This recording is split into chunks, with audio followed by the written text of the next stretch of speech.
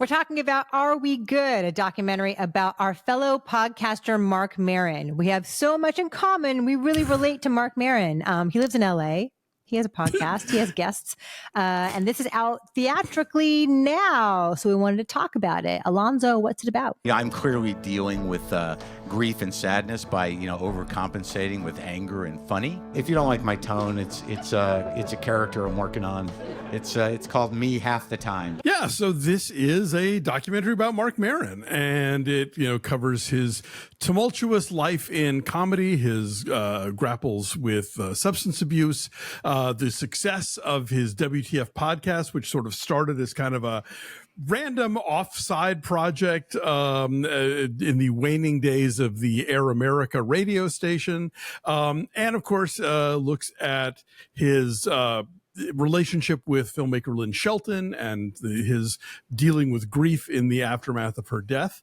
Other comedians are here to talk about him, everybody from Nate Bargatze and W. Kamau Bell to Caroline Ray and John Mulaney.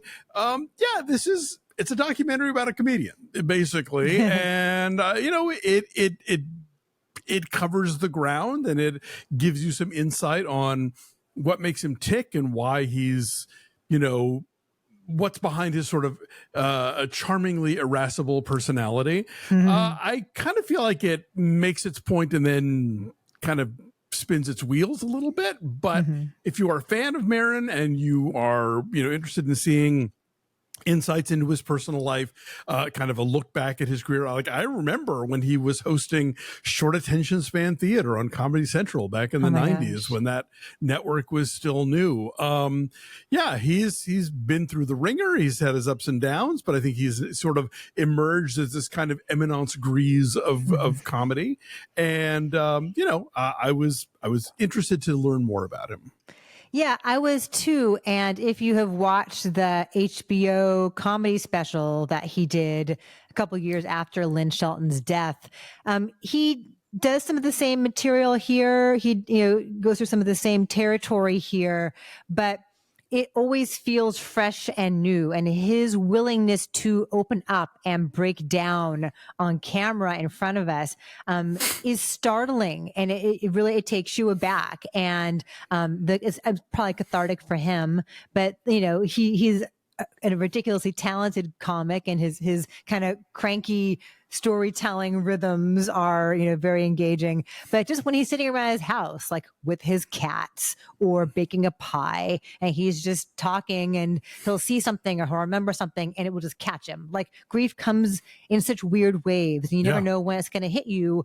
And maybe it's not on a birthday or a Mother's Day, but it's a song on the radio or a piece of clothing, or just and he'll let us see that, and he'll let the director show that to us. And I admire that so much in terms of destigmatizing grief and letting people know, you can feel this and it's okay. And there's no reason to be ashamed, and let it out. And so I really admire his willingness to do that, and to do that through comedy makes it okay for everybody else. Yeah, I think one of the things that I'll certainly take away from this is, you have this sense of how he speaks if you listen to his podcast, if you've watched him do stand-up. But then there's that comes in where he's like, oh shit, I'm about to start crying if I don't take a breath here because I'm thinking about a thing, or, I'm reminded of Lynn in this way.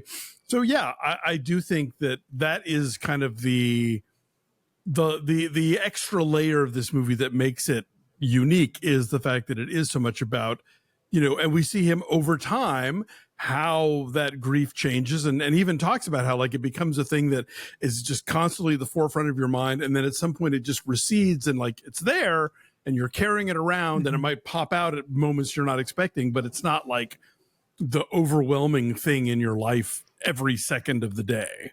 Right. But then it comes back and it reminds you, oh, right, somebody I love has died. Yeah. He's so open, and there's such an authenticity to his demeanor, but there's also a self-awareness that is very entertaining. And from the very beginning, we see that. He doesn't pretend that he's not making a film, Right. And so from the very beginning, he says to the director, oh, you're probably going to use all the stuff where I'm being an asshole and people are going to hate me. And then there's a bit where he's in the kitchen and he's like, oh, you're going to animate that segment? Are you sure that you want to do that? And it's a thing we just saw.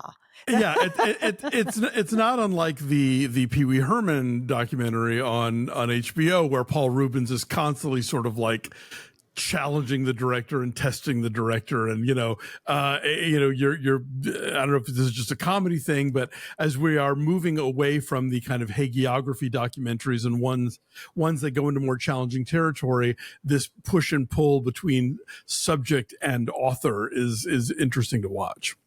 Yeah. But clearly he is up for it all because he is allowing us in as he's like looking through old photos of things, and he's in his podcast studio and like getting mad at himself for reading something wrong. So this is, I mean, we talk about how a lot of these really intimate documentaries are not warts and all. I mean, there are a lot of warts here. Yeah. He's a complicated guy. And he, like he will show you footage of like the cocaine years and stuff. And it's like, okay, well, there it is, Yeah. Are you a fan of his in general? Do you listen to his show? I have heard a few episodes of WTF. Like, my thing is, I don't get to listen to a lot of podcasts because I crank out so many. So I admire what he does. And I think he's certainly one of the major kind of revolutionaries in this field in terms of like turning podcasts into a thing that people care about. But I've heard like a handful of episodes. He is a very good interviewer, and he's also, I think, a very funny comedian.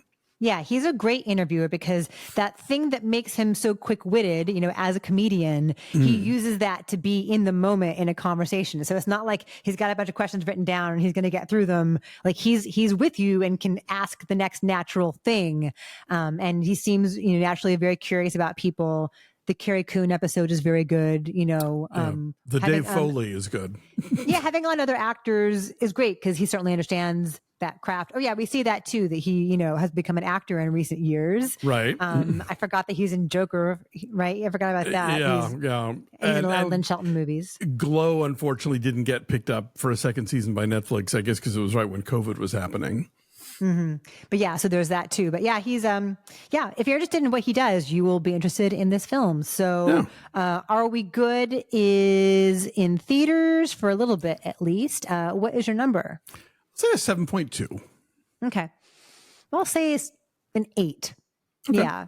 Yeah. And also, if you like John Mulaney, if you like, comedy in general, it's kind of cool to watch them speak about this person that they clearly love very dearly. Yeah.